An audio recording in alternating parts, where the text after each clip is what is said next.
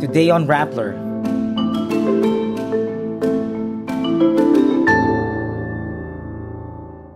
House prosecutors asked the Senate to compel Vice President Sara Duterte to respond to the accusations that led to her impeachment. Former Finance Undersecretary Cielo Magno files a cyber libel complaint against blogger Sass Sasot. Human rights defenders rally in Berlin calling for justice for drug war victims. White House officials mistakenly share Yemen war plans with a journalist. Golf legend Tiger Woods confirms his relationship with Vanessa Trump. And Filipina tennis player Eala advances to the Miami Open quarterfinals. The House of Representatives impeachment prosecutors asked the Senate to issue a writ of summons to Vice President Sara Duterte and direct her to respond to the impeachment complaint against her. The prosecutors addressed the entry with a motion to issue summons to Senate President Francis Escudero. They asked that the Vice President be given 10 days to file her answer to the articles of impeachment after receiving the summons. The prosecution based its request on the verified impeachment complaint sent to the Senate on February 5 and the constitutional provision that upon impeachment by at least one-third of the House, quote, the same shall constitute the articles of impeachment and trial by the Senate shall forthwith proceed.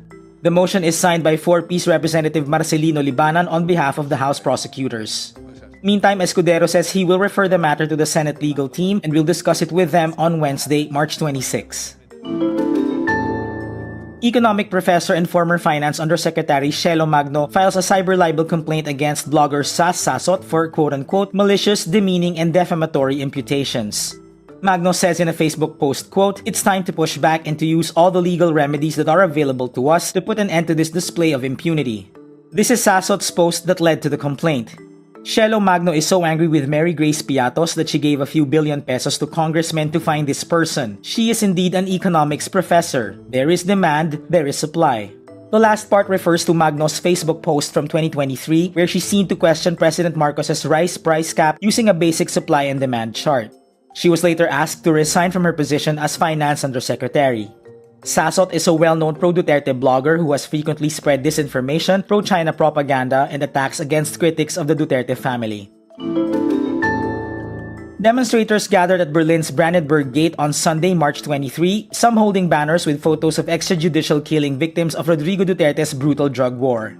The demonstrators represented activist groups Alpas Pilipinas, Gabriela Germany, and International Coalition for Human Rights in the Philippines Germany, and other international groups. They celebrated Duterte's March 11 arrest and detention by the International Criminal Court in The Hague. They also called for the arrest and prosecution of his allies who played a role in the violent anti-drug campaign, including former Philippine National Police Chief Bato de la Rosa. Protesters read the names of those killed in the drug war, including Kian de los Santos. The demonstrators also warned against becoming complacent, urging human rights groups and international watchdogs to stay vigilant in ensuring Duterte is held fully accountable. Top White House officials mistakenly disclosed war plans in a group chat which included a journalist just before the United States attacked Houthi rebels in Yemen. The White House confirms this following a first-hand account by the Atlantic editor-in-chief Jeffrey Goldberg. Goldberg says he was unexpectedly invited on March 13 to an encrypted chat group called the Houthi PC Small Group. Hours before the Yemen attacks, Defense Secretary Pete Hegseth posted operational details about the plan in the messaging group, which Goldberg says included information about targets, weapons the US would be deploying, and attack sequencing.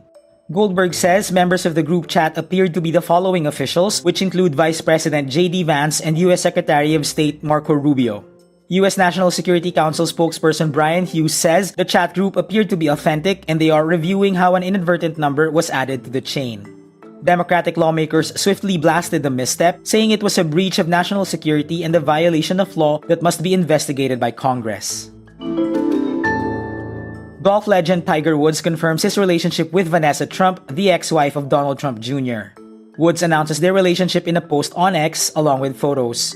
He wrote, quote, "Love is in the air and life is better with you by my side. We look forward to our journey through life together." Vanessa Trump was married to U.S. President Donald Trump's oldest son from 2005 to 2018, and they have 5 children together. Woods was married to Swedish model Elin Nordegren, but they divorced in 2010, less than a year after Woods' infidelity scandal shocked the sports world. The 15-time major champion has had other high-profile relationships, notably those with American skier Lindsey Vonn and Erica Herman. Alex Eala enters the Miami Open quarterfinals after her opponent, world number 11 Paula Badosa of Spain, pulled out due to a lower back injury Monday, March 24. This makes Eala the first Filipino to reach the quarterfinals of a WTA 1000, accomplishing significant upsets in previous rounds.